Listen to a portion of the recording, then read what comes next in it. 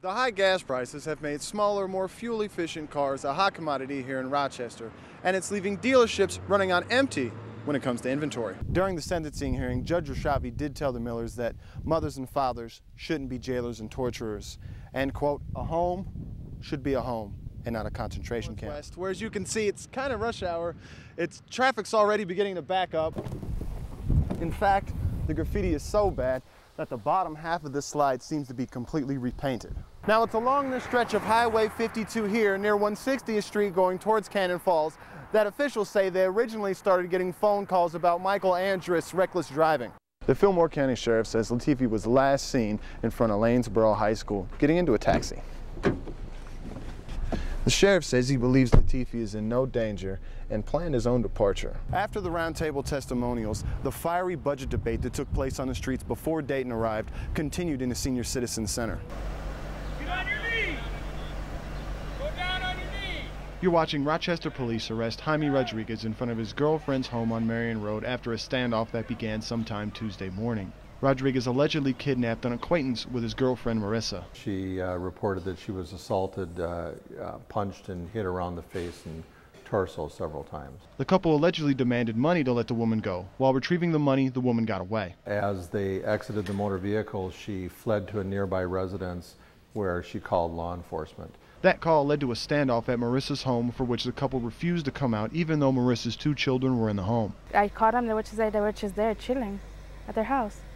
Yeah, but they knew, I told them everybody was outside and they didn't want to come out. Rodriguez's sister was on the phone with the couple during parts of the standoff. I would call him like, please, Jaime, get out. There's SWATs, there's everything, get out, please, and all this stuff. And he was like, no, I'm not going to get out. I'm not going to get out. I don't care to kill me. They can come here to get me. I don't care. I'll fight for them and all this, I'll fight with them and all this stuff. She says Marissa was worried about the safety of her children. She was worried about, like, we get shot. Who am I going to leave the kids with? Can you come for them? I can't go down there. I'm like, I can't go down there. They won't let me. They were like, come for the kids and I'll go out. The couple eventually gave themselves up to Rochester police. Rodriguez's sister says this is not her brother's first run-in with the law. But he just got out of jail and he's going back in. In Rochester, I'm Andrew Knaus, Fox 47 News. From its meager beginnings of just trying to help cats, Michelle Kwan's camp companion continues to grow and change as the needs of people and animals change in our region. It's kind of gone beyond, I think, even my imagination when I started it. So. Even though Quant is a master at finding animals homes, she's had difficulty finding one for herself.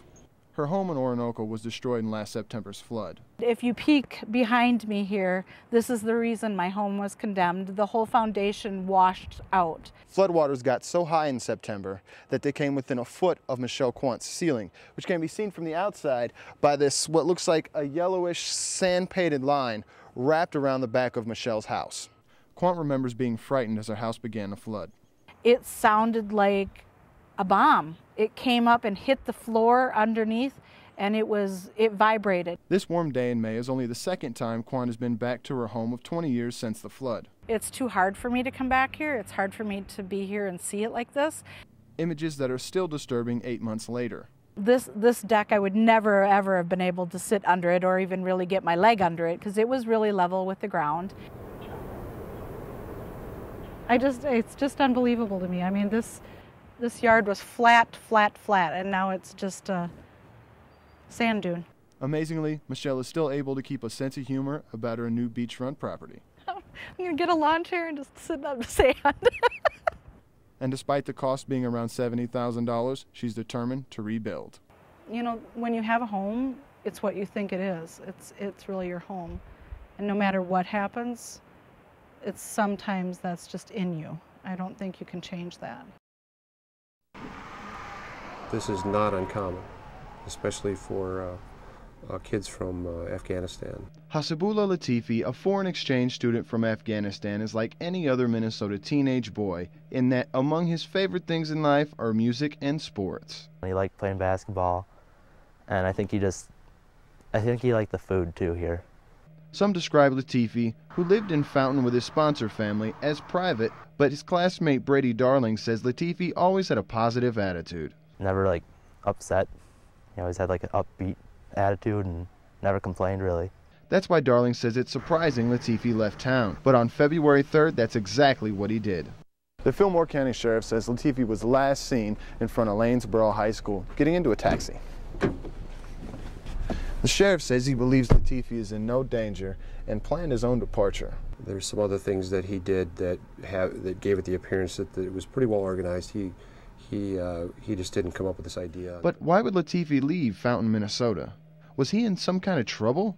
The sheriff says it's as simple as not wanting to go back to Afghanistan. Without getting into detail, I don't think he left a wonderful situation to come here. And where would an Afghan teenage boy go with no family for support? You know, knowing that a lot of Afghanistan students go to Canada for political asylum, that's a possibility. But his Facebook says he lives in Minneapolis. Nevertheless, no matter where Latifi begins his new life, he should know at Lanesboro High School he will be missed. Come back to school. Everyone's worried about you. In Lanesboro, I'm Andrew Knaus, KTTC News Center.